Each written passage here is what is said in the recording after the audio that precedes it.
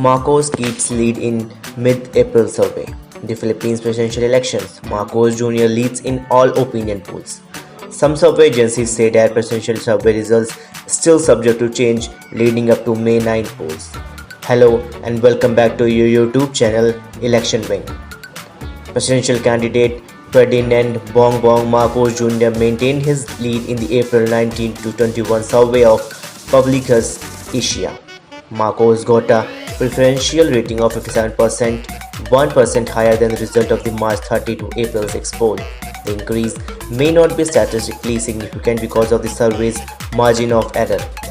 Across geographic areas, his lead was highest in Mindanao at 57%, followed by Northern and Central Luzon at 62%, the Visayas with 57%, Southern Luzon at 45%, and the National Capital Region (NCR) at 44%. Vice President Maria Leonor Leni Robredo placed second with 21%, followed by Manila Mayor Francisco Escamorena Damagu 6%, San Panfilo Ping Lascan 4%, San Emmanuel Manny Pacquiao 2%, and former Malacanang spokesman Ernesto Albella 1%. Robredo was a choice of 32% of respondents from NCR, 30% in South Luzon, 19% in the Visayas, 17% in Northern and Central Luzon, and 9% in Mindanao. PUBLiCUS noted that Marcos has massive leads over Robredo in Northern and Central Luzon, Visayas, and Mindanao. He leads Robredo in Southern Luzon but with a narrower margin. The two are statistically tied in NCR given the in-group margin of error. The survey also showed that if Robredo withdraws from the presidential race, her supporters would be split between Labour leader Leo Gregorio, Carlos Didi Guzman, Dumaguzo, and Lacson. If Dumaguzo withdraws, the bulk of his supporters will switch to Lacson, as some remainder will split between Robredo and Marcos. 6% of the respondents have yet to choose their presidential candidate. Marcos' running mate, Davao City Mayor Sara Duterte also kept her lead in the vice presidential race with a preference rating of 59%. She was supported by 80% of respondents in Mindanao, 60% in Northern and Central Luzon, as well as the Visayas, 44% in Southern Luzon, and 41% in NCR.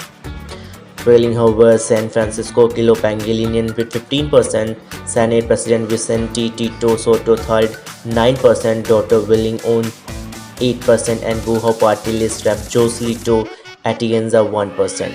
Similarly, 6% of the respondents were undecided about their vice presidential candidate. PUBLiCUS also noted that Pangilinan and Duterte statistically tied in NCR due to the group sample size and margin of error, as Pangilinan received support from 25% of respondents.